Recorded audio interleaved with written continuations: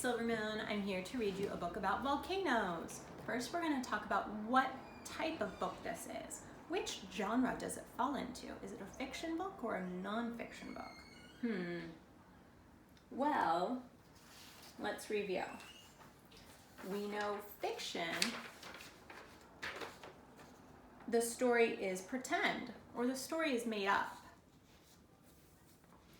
Non-fiction, the book gives us information. And this book, it's going to do both. It's going to give us information, but it is also a fiction book, okay?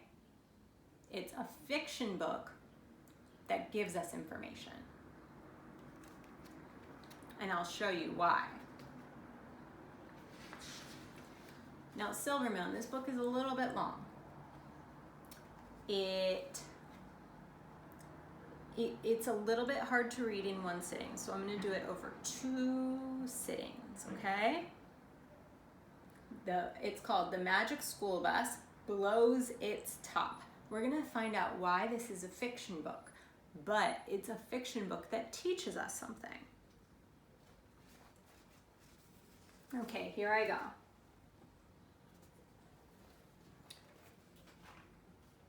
It started like any ordinary day in Miss Frizzle's class, but that doesn't mean much. There aren't any ordinary days in Miss Frizzle's class. I'm going to try to sit closer for you, Silver Moon. I might be cut off, but that's okay. That morning, we were trying to put together an enormous globe, but we didn't have all the pieces, so the whole thing fell apart. Carlo, said Dorothy Ann, her nose in the instruction book, if you spent more time on research, you would know how to put this globe together. Carlos dusted himself off, and if you didn't spend so much time doing research, you'd have helped. Mrs. Frizzle looked over the mess. I'm afraid you can't put the globe together until you have all the pieces, she told us. You see, there's an island so new, it hasn't been discovered yet. How can there be a new island? Asked Phoebe. The earth never changes, does it? The earth is changing all the time, said Miss Frizzle, right under your feet.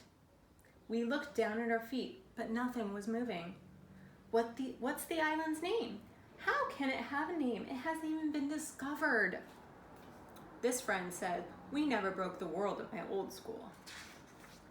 So I'm noticing that the students are trying to put this globe together. A globe is a big map of the world, and they just can't do it because they don't have all the pieces. Dorothy Ann wanted to find clues to the island in her books, but Carlos wanted to search for the mystery island. That way we could name it. What an explosive idea, said Mrs. Frizzle happily. To the bus! Oh no, not another field trip.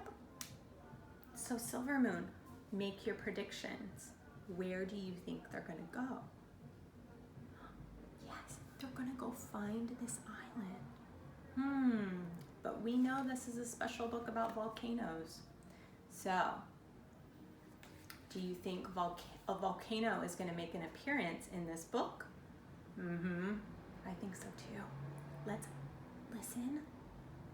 We're gonna sit crisscross applesauce or sit straight up in a chair, ears on, and eyes looking. Okay, Silver Moon, we're ready to continue. This is your captain speaking, announced Mrs. Frizzle when we settled on board. On behalf of my flight crew, I want to thank you for flying the Magic School Bus. We knew what that meant. Quickly, we fastened our seatbelts. Then we put our seats in an upright position. Why does this always happen?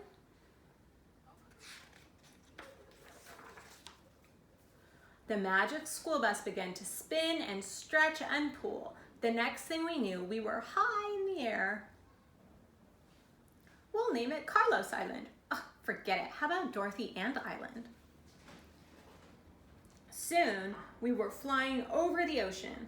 The sky grew dark and big and black, and clouds floated past. The island should be arriving any minute now, announced Miss Frizzle.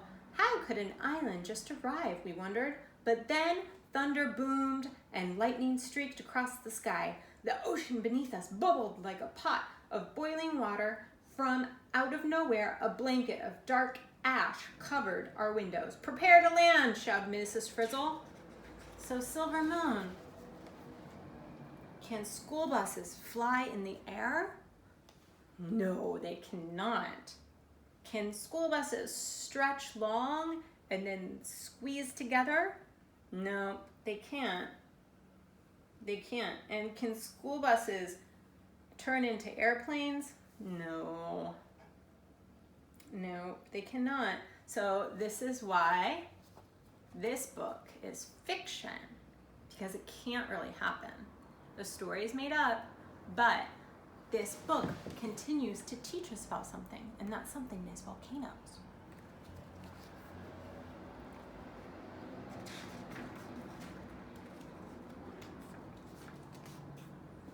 The bus grew surfboard pontoons, and we surfed to a stop right on top of the water. We all climbed off the bus. There was no land anywhere in sight, but Mrs. Frizzle had an inflatable life raft. Carlos jumped in first. Splash! A big wave washed over the pontoon. A pontoon is this thing. It's like a big boat, sending Dorothy Ann's book bag flying out to sea. Oh, I need my books to find that island, said Dorothy Ann as the books sank into the water. We have to get them. Please, Mrs. Frizzle, please. Can't we just go to a bookstore? Of course we'll get them, agreed Mrs. Frizzle. Prepare to dive, class. Dive? Put your thinking caps on. Do you think they're going to dive under the water? Everyone climbed back into the bus. Then the Frizz pressed the button and the magic school bus twisted into a submarine. We know that can't happen in real life, so this is why this is fiction book. Carlos decided to stay on the raft. He wanted to be the first to spot the new island. Arnold stayed too, but for another reason. He had already had enough of our field trip.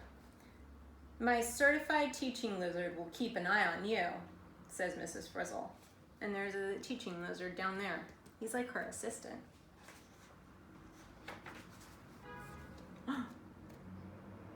Did you notice how I turned the book?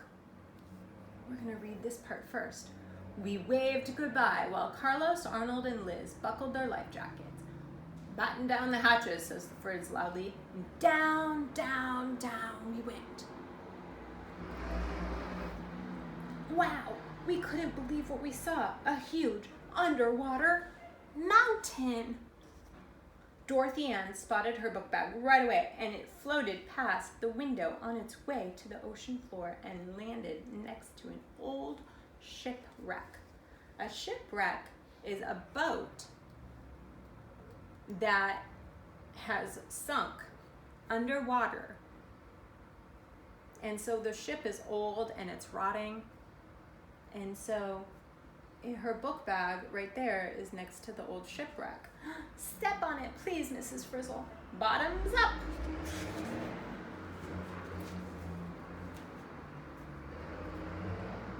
The bus scrunched up tight and then it shot out like a cannon. Good thing we had on special diving suits.